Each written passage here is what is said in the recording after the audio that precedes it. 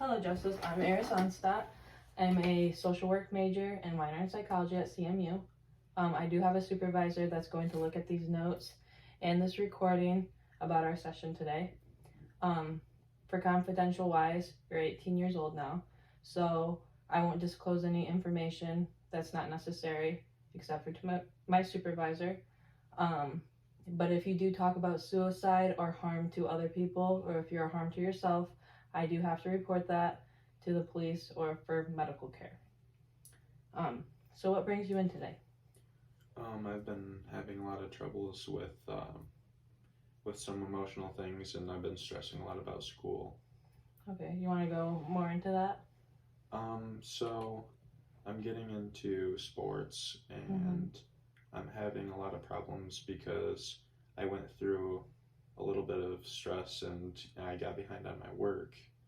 And now that I'm getting into my sports, I'm trying to play catch up, but I'm also still dealing with the stress that's been going on. So it's kind of just building up. Yeah. It's kind of getting overwhelming. Mm-hmm.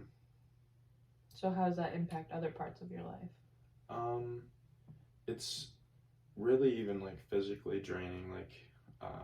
I'm struggling a lot with just motivation in general.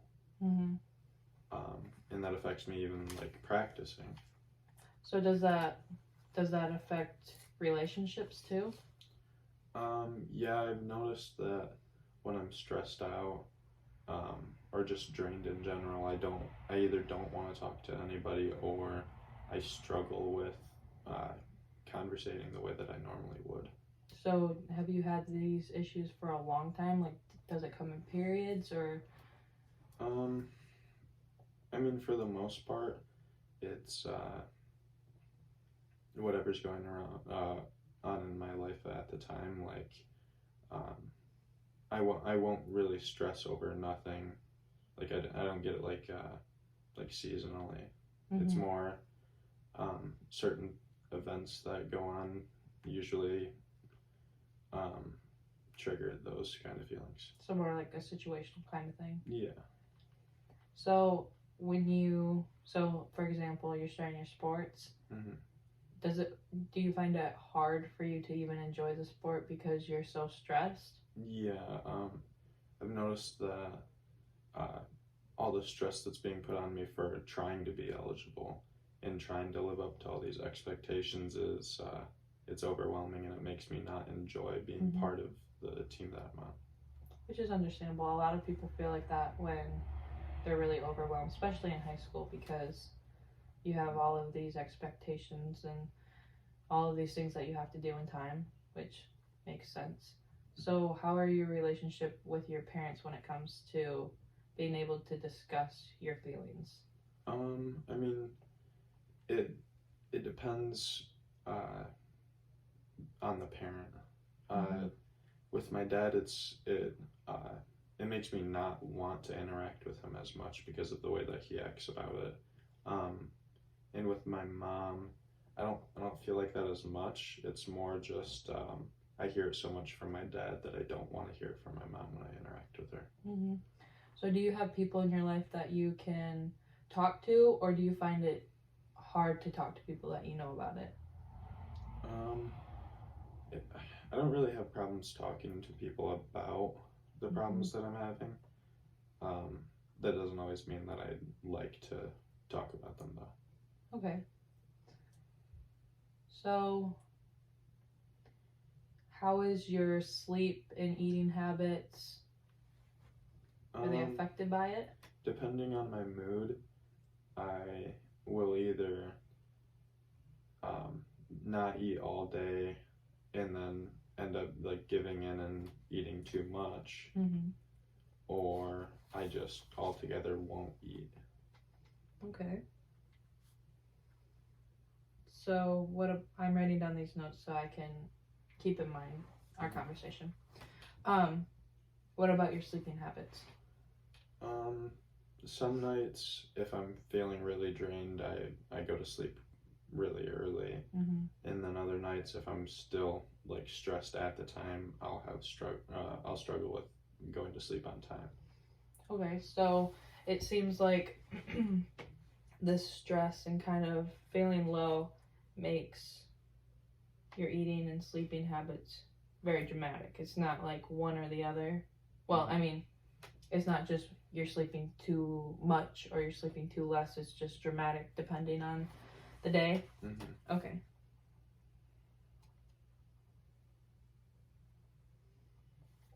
So, are the sports that you're in physically demanding and emotionally demanding? Yeah, it's almost so physically draining that it makes me tired mentally. Mm-hmm. Like I never really get all the time I need to recover. Okay. Um, but yeah. So,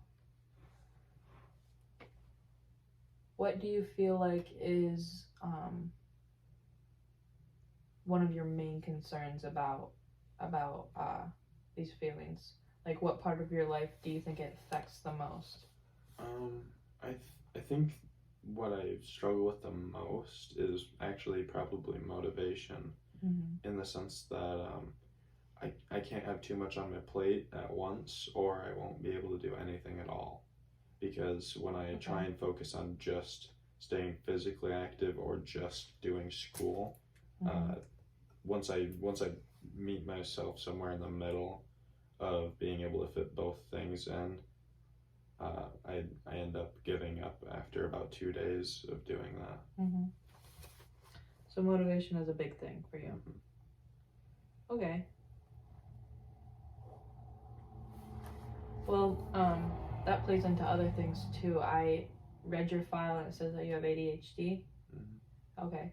So some of those symptoms you might be having a little bit more difficulty because you have, ADHD, you have some other things going on. Mm-hmm. Did your parents tell your school that you have ADHD so you could get more time on tests and stuff like that? I believe that my teachers are aware, Okay. but I don't really get anything extra for that. Okay. Like I don't take like a support class or anything. Okay. So, moving forward in these future sessions that we're gonna have, we'll focus on the motivation aspect because I think I understand when you're saying that you get so much that you're just like you get overwhelmed and you don't even know where to start, Mm-hmm. or you just feel like it's impossible. So we'll work on like some coping skills on that kind of stuff. So how are your relationship with your friends? Does that affect? No, I think for the most part, my friends are like an escape. Okay. Where I try my best not to think about any of the outside issues that I'm having when I'm with them, because Okay. that's the whole point of having friends is Mm-hmm. you enjoy being around them. Okay. So, do you find that they can become a distraction to the important things as well, though? If I'm using them as an escape too much, I feel like yeah. Okay. All right. So, you really want to work on a balance. Yeah, being able to do what I have to do, but not, and also not trying to like push away all my problems all the time. Mm-hmm. So, how do you feel? Do you think your priorities are set correctly, or do you think you kind of prioritize different things? I most definitely don't have my priorities straight. I I focus too much on my physical, um, working out and making sure I try my best at practice, because the time that I get for homework is after my practice as well. Mm-hmm. So by the time I get home, I don't have the energy to really do anything. I just want to do something entertaining, like watch TV or YouTube or whatever it is, and just kind of do that until I go to bed, because I don't want to deal with anything else. Because you're tired. And okay. All right. So what's something you say you struggle a lot in classes. What's something that you get to do in your classes that you really enjoy? Like something that helps you learn? I think either hands-on or like interactive things that keep me like, because of my ADHD, it's hard to focus when I'm looking at a paper, just listening to somebody talk in front of a class. Okay. I think like labs specifically, even like or interacting with something physical other than a white piece of paper and a pencil. Okay. So you find probably like science classes, gym classes. Do you do better in those as well? Because Yeah. okay. So moving forward, we'll probably look at ways that you can maybe do your other homework in a hands-on way, or maybe taking another step of like, you know, talking to your teachers about that, about maybe finding ways that you could do hands-on work. Is there any other issues that you've been dealing with that we haven't really discussed at all? I struggle a lot with like overthinking. Okay. Like little things will worry me a lot. Because of the fact like if I'm talking to like my friend about something, and or like my friend's not normally like interacting with me as much, let's say, like I hadn't, like if I hadn't talked to him in a day or so, like just worrying that maybe he's like mad at me. Okay. Yeah.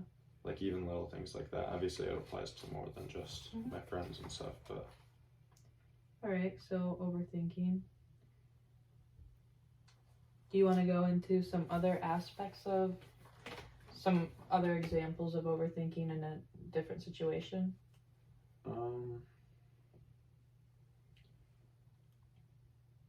I think like even, well, I guess relationships even, I haven't had this problem as much, but the same applies. Like a lack of communication worries me. Like I start overthinking in situations like that. It almost comes from a deeper insecurity. Do you think that comes from a at-home issue, or do you think it comes from like a confidence, self-esteem issue? I don't struggle all that much with like how I think about myself, really. It's more I think it's something other than that. It's like a it's an underlying thing, like something that you haven't discovered yet? Yeah. Okay. Well, that is why you're here. Well, you're gonna figure that out eventually. Is there any other situation where you think, oh man, I really am overthinking this. I don't need to be? Yeah, even in like in homework I'll do that. Like I'm supposed to be like good at math, and sometimes I'll overthink like very simple problems, and I'll sit there and stress over it and think that I'm doing it wrong just because it's so simple. And I think to myself, like in trigonometry class, like anytime something simple is in front of me, I overthink it because I think, well, this is trigonometry. Why would the work be this easy? Okay. Yeah, I get that. I think everybody gets caught up a little bit every once in a while, and they think, oh, they catch themselves overthinking. It's a very common thing to do. But I have a feeling that this kind of relates back to the motivation getting overwhelmed aspect of all of these situations. Am I getting that right? You see something, you start to overthink it, and then you start to get overwhelmed, and then your motivation's gone. Is that kind of what happens a lot? Yeah. And then I've noticed that you do things either 100% one way or 100% the other way. So when we talked about having no motivation. When you have a bunch of motivation, are you focusing all on one thing? Are you like hyper fixating on things? Yeah,